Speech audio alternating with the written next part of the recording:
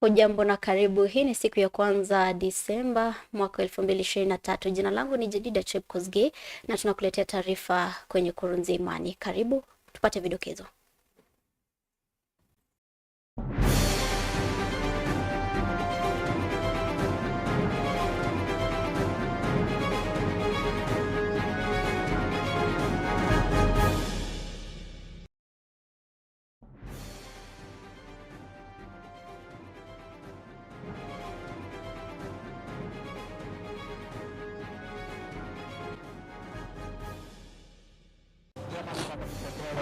And you know, as we celebrate, at times people do not know exactly what it is that we are celebrating. In Kenya, we have over 1.4 million who are living with HIV. But the good story about it is that out of this, close to 96% are on treatment. And that is how we are managing to ensure that this does not spread further. Any caring government cannot do this kind of thing. This is a beastly act of aggression committed by people who purport to be members of leaders of our government. We are very disappointed with what is going on around here, Milimani. This is demolitions which are being done by the national government. And we can assure the members of the public that anyone out there pretending to be an advocate and offering legal services or purporting to offer any form of service that is pre-serve of advocate, we shall not relent and we shall going to have them arrested. Climate change comes with a lot of opportunities. For a very long time, it has been a big challenge managing variability. But we thought that if farmers are able to manage variability very well,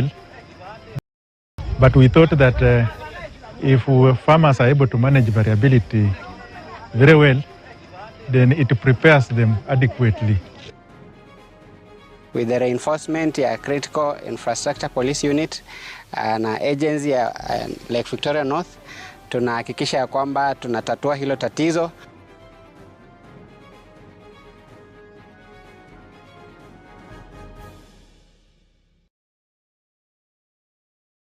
Karibu. Kinara ODM Raila Odinga leo ameanza misheni ya kuimarisha msingi wake wa uungwaji mkono sehemu za magharibi. Raila alipiga hema katika maeneo bunge ya Shinyalu na Lurambi County ya Kakamega kwa ajili ya uzinduzi wa harambee ya usajili wa ODM. Kiongozi huyo wa Azimio anajaribu kukabiliana na wimbi la UDA linalokuwa katika eneo hilo linalochukuliwa kuwa ngome la ODM. Akizungumza mjini Kakamega, Raila pia alikashifu vikali visa vya ubomoaji wa makazi ya wananchi kwa njia isiyokuwa ya haki. Raila pia aliahidi kuwa atahakikisha kuwa swala hilo limeshughulikiwa.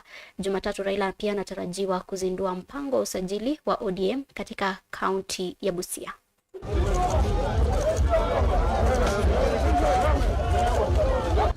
Any caring government cannot do this kind of thing.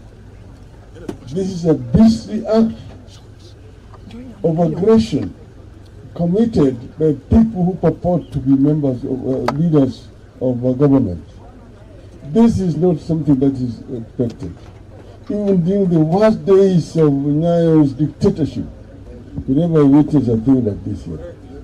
Hii ni kitendo cha unyama ambayo imefanyika dhidi ya Wakenya ambayo hawana hatia yoyote.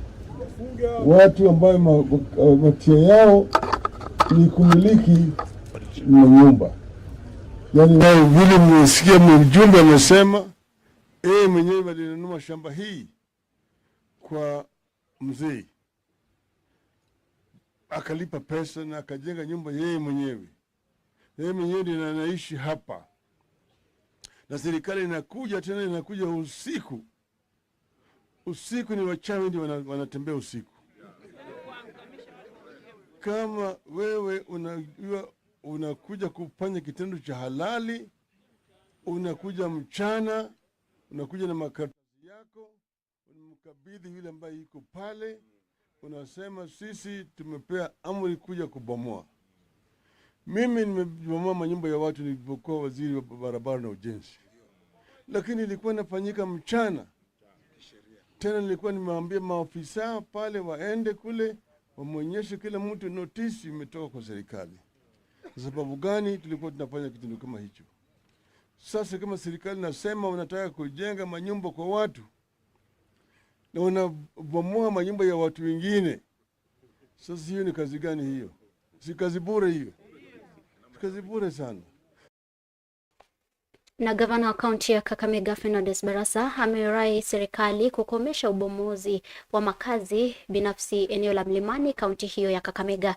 Barasa amesema zoezi la serikali la kubomoa makazi hayo kupisha ujenzi wa nyumba za bei nafuu inakiuka sheria, kwani mahakama imetoa agizo la kusitisha ubomozi huo. Familia kadhaa zimeweza kuathirika na ubomozi huo zikiomba serikali kuzipa makazi mbadala.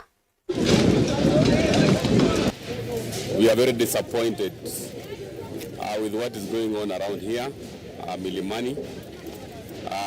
This is demolitions which are being done by the national government at the behest of the regional commissioner.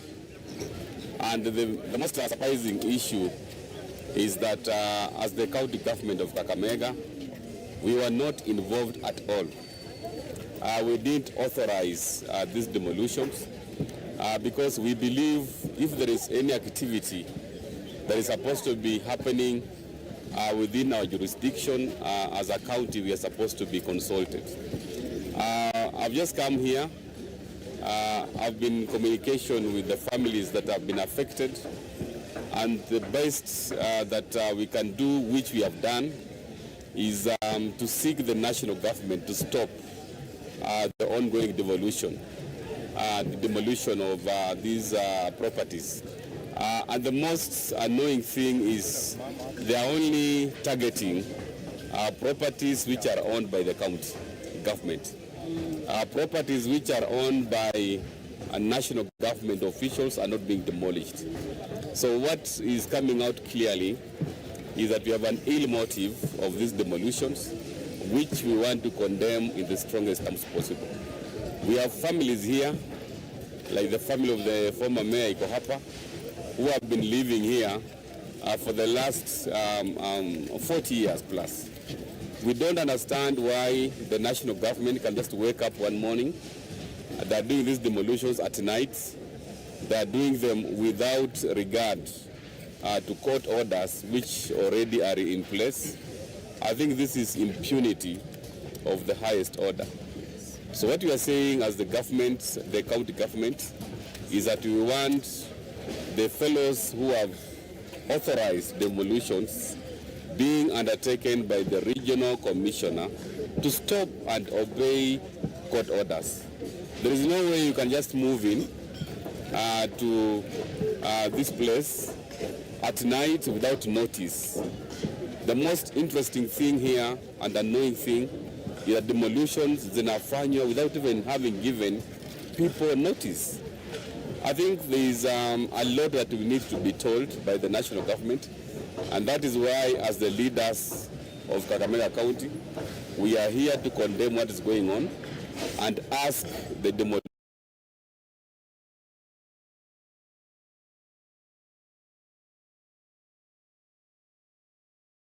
Na wakati dunia ikiadhimisha siku ya ukimwi duniani, kubaguliwa na ukosefu wa ufahamu miongoni mwa vijana vimeelezwa kama chanzo kubwa kwa kuenea kwa ukimwi nchini. Wadau waliotoa maoni yao wakati wa maadhimisho ya siku ya ukimwi duniani wametaka jamii kuacha kubagua watu wanaoishi na virusi hivi na badala yake kuwapa usaidizi kamili. Aidha, maambukizi yamepungua kwa asilimia 78 tangu mwaka wa 2013, na waziri wa afya Susan Nakhumicha pia ameunga mkono kuanzishwa kwa mamlaka ya afya ya jamii, akisema mamlaka hiyo itahakikisha kila mtu anapata matibabu. have information, some have shallow information, the rest have good information, because I believe wanasoma a unit on HIV, but wakikuja kwa the community, with as the community, how do we protect this issue of HIV? The government has set the way. It has shown the way of having an insurance scheme that does not discriminate or exclude people based on their disease. So we are asking also the private insurance to follow the same suit. Many people criticizing even the laws that are now in place, the acts. I want to be categorical. In the Social Health Authority, we have no limitations, we have no exclusions. Whether a child is born with a congenital disease, they will be covered under the Social Health Authority. Haijalishi uko na ugonjwa upi, wewe utashughulikiwa na Social Health Authority. Na Wakenya wameraiwa kuzungumzia tatizo la ugonjwa wa kifafa ambao unawaathiri zaidi ya Wakenya milioni 1.5. Uhamasisho huu kuhusu ugonjwa huo umeendelezwa katika kaunti mbalimbali ili kuwashinikiza wakazi kujitolea kutafuta tiba ya ugonjwa huo. Takwimu kutoka idara ya afya zinaonyesha kwamba kati ya watu 100, 2 wanaugua ugonjwa wa kifafa, lakini ugonjwa wenyewe haujatiwa uzito unaofaa, kwani Wakenya wengi hawafahamu mengi kuhusiana na ugonjwa huo. Ugonjwa huo pia unaathiri 70% ya binadamu kote ulimwenguni. Epilepsy affects 70 million people globally, and in Kenya, 2 out of every 100 persons live with this condition.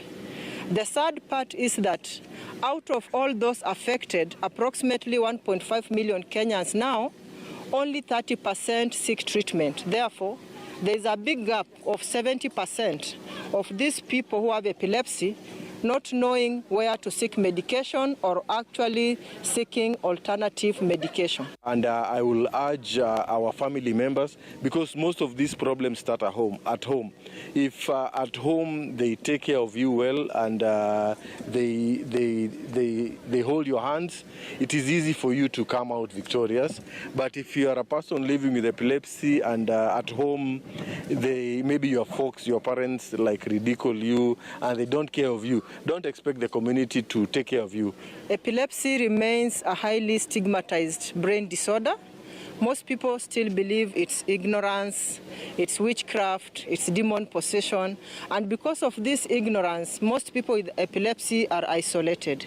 Small impacts on the brain could result into serious effects like epilepsy. So we want this day, as we wind this month of November in Makueni County, to tell the world that epilepsy is manageable, epilepsy is treatable. Our community health promoters have basic information on what they need to ask to know if somebody has epilepsy, and refer to our health facilities where we'll meet the general cadres of staff, that is the clinical officers, the nurses and the medical officers.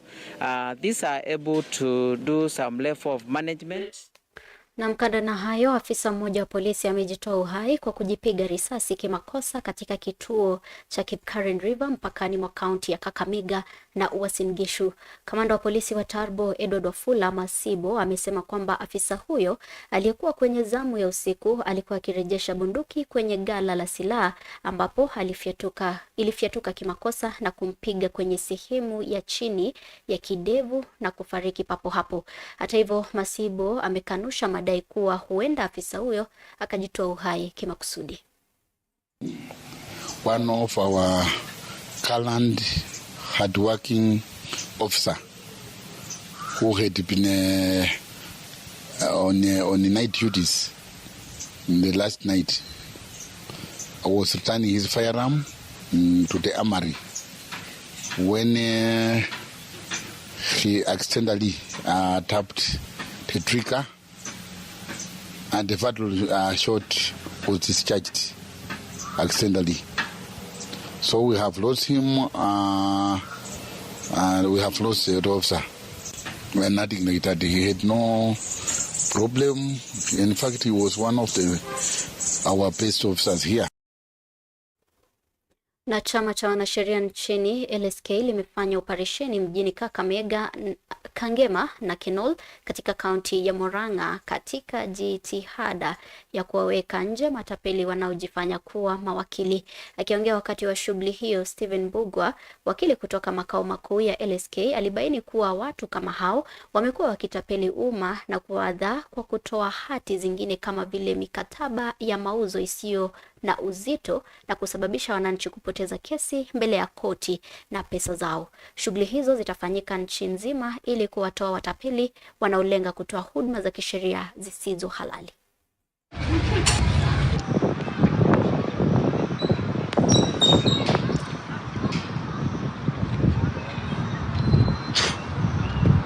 It is Wanjiko who gives us this information, and then we are able to act. So I'll urge my constituents, they know themselves, the advocates who practice within Murang'a County. We continue in the same spirit. We continue with this fight until we manage to get rid of all masqueraders. And we can assure the members of the public that anyone out there pretending to be an advocate and offering legal services or purporting to offer any form of service that is pre-serve of advocate, we shall not relent and we shall going to have them arrested. It is our request to members of the public that whenever you walk into an office that is offering legal service, it is good to inquire and know the person providing service to you, know their full name, and also verify that particular name through the LSK portal, that is through the Google search, LSK search engine, and write their name there to verify that they are advocates in the role of advocate. Na kwenye masuala ya masomo, chama cha walimu NAT kimewataka walimu wa sekondari ambao kandarasi zao zimekamilika kushauriana na tume ya walimu TSC ili kuhakikisha wanapewa kandarasi za kudumu. Walimu hao wamekuwa wakilalamikia ukosefu wa vifaa vya kuwafunza wanafunzi wa sekondari msingi na kutaka masomo hayo kuhamishwa kwa shule za sekondari. Janet Namalwa na mengi zaidi. Maafisa wakuu wa chama cha NAT tawi la Trans Nzoia wamefika hapa kuwarai walimu wa junior secondary kujifahamisha na utendakazi ili wasije jiweka katika hatari ya kuachishwa kazi. Haya yanajiri baada ya walimu hao kuandaa mkutano kote nchini wakitaka kujua hatima yao ya mkataba ya walimu imetimia mwezi huu. They even don't have the mandate to demonstrate without my authority. They are our teachers, they are our members. It is me to call out demonstrations after consulting the national office of the NAT. Ambazo utuma kwa JSS, kitu cha kwanza hawa walimu lazima wajue ni kwamba kuna kamati ambayo inashughulikia JSS kwa shule. Si ati inafanywa tu vile vile wanafikiria. Kuna kamati ambayo inaitwa subcommittee ambayo iko chini inashughulika tu na mambo ya JSS peke yake. Kwa hivyo afisa hao wanasema wanaunga mkono shinikizo ya walimu hao kupewa mkataba wa kudumu na TSE. Contract kwa mwaka mmoja, mwaka ukisha wa converted to permanent pension. Hiyo imesemwa. Hii mambo ya JSS hawa watoto wasome code of regulation ya walimu ili kazi yao ikuwe kwa usalama. Chama hicho kinaitaka baraza la mtihani kutoharakisha kutoa matokeo ya mtihani wa kitaifa cha kidato cha 4 na kuwa makini ili kuepuka dosari zilizoshuhudiwa kwenye matokeo ya KCPE. KCSE wasimess na form 4 results because kila mara ukienda kazi unaitishwa letter certificate ya form 4. Tunaomba tu ya kwamba wizara ifanye kazi yake kwa umakinifu ili watoto pia wafurahie kusoma katika shule ambazo wangefurahia. Nikiripotia Kurunzi Ya Imani, niite Janet Namalwa. Na tukisonga mbele, wakulima wadogo kutoka maeneo kame nchini wameomba kuhudhuria mafundisho ya mbinu za kisasa za kilimo pamoja na teknolojia ya kilimo ili wakulima hao ambao wananufaika kwa mpango wa shilingi bilioni 9.2 kutoka kwa Benki ya Dunia wameelezea furaha yao ya kuwa kilimo chao kitaongeza mapato na kubadilisha maisha yao. Mafundisho yanalenga masuala matatu makuu kuzingatia kwenye kilimo cha kisasa, ikiwa ni pamoja na kutumia gurudumu kama ardhi, neti za kuzuia jua na matumizi ya kemikali za kufukuza wadudu. Training is organized under the Accelerating Impacts for CG Climate Research in Africa, the ICRA project, which is funded by the World Bank through SIAT, and this is a regional project that is implemented in 6 countries. Climate change comes with a lot of opportunities. For a very long time, it has been a big challenge managing variability. But we thought that if farmers are able to manage variability very well, then it prepares them adequately to manage climate change, which is now here with us.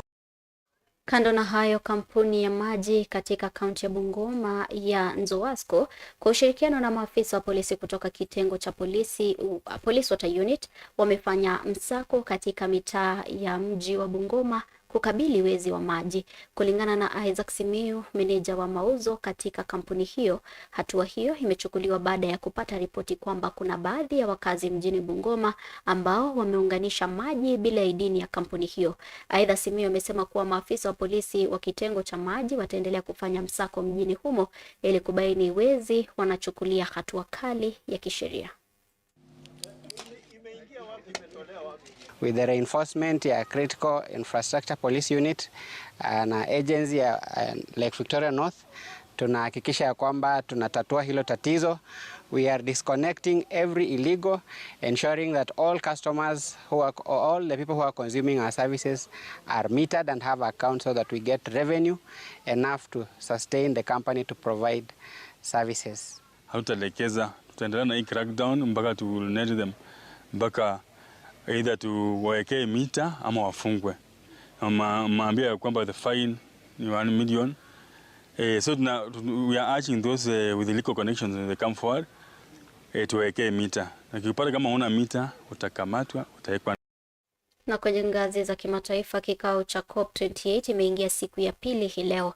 Na katika siku yake ya pili, sekta ya afya duniani imepata sababu ya kusherekea tangu rais wa COP28 kutambua umuhimu wa kuweka afya kwenye orodha ya kipaumbele ya majadiliano ya UNFCCC. Kulingana na rais wa COP28 katika hotuba yake, alieleza kuwa migogoro wa mabadiliko ya hali ya hewa umesababisha wasiwasi wa afya ambao unahitaji kushughulikiwa haraka. Mkutano huo umefanyika kuanzia tarehe 30 Novemba hadi tarehe 12 Disemba mwakani. COP28 ni mkutano wa 28 wa kila mwaka wa Umoja wa Mataifa kuhusu mabadiliko ya hali ya hewa, ambapo serikali zinajadili jinsi ya kudhibiti na kujiandaa kwa mabadiliko ya hali ya hewa yanayokuja.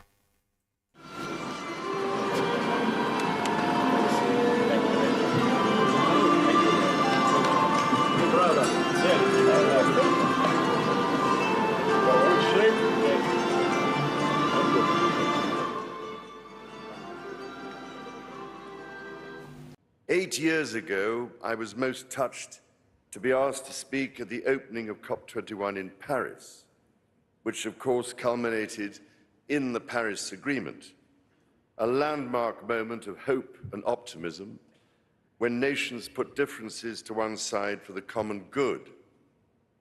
I pray with all my heart that COP28 will be another critical turning point towards genuine transformational action at a time when already, as scientists have been warning for so long, we are seeing alarming tipping points being reached. I've spent a large proportion of my life trying to warn of the existential threats facing us over global warming, over climate change and biodiversity loss.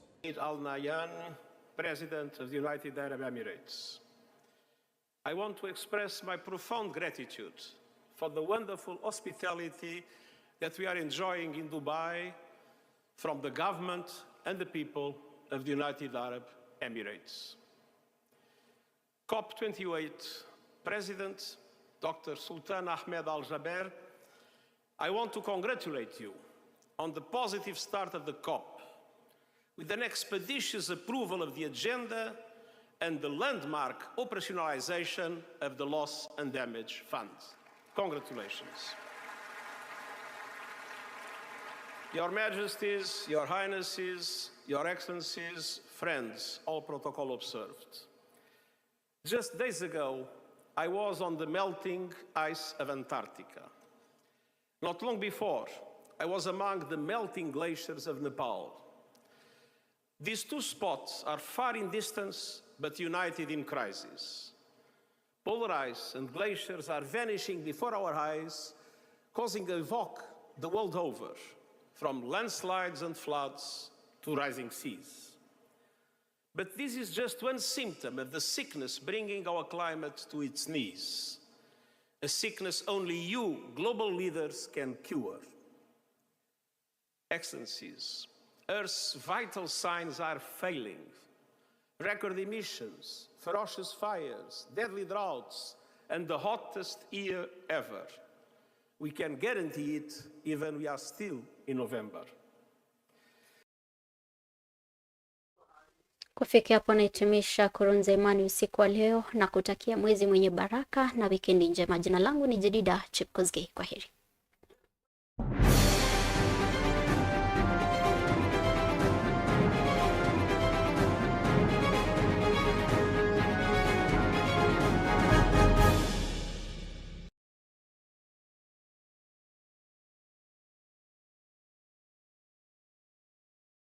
Unapoanzia kituo kinachokukuza kiroho, kuinua moyo na kuimarisha imani yako katika Yesu Kristo, jawabu tosha ni hapa Imani TV. Imani TV tunaamini katika nguvu ya imani kubadilisha maisha.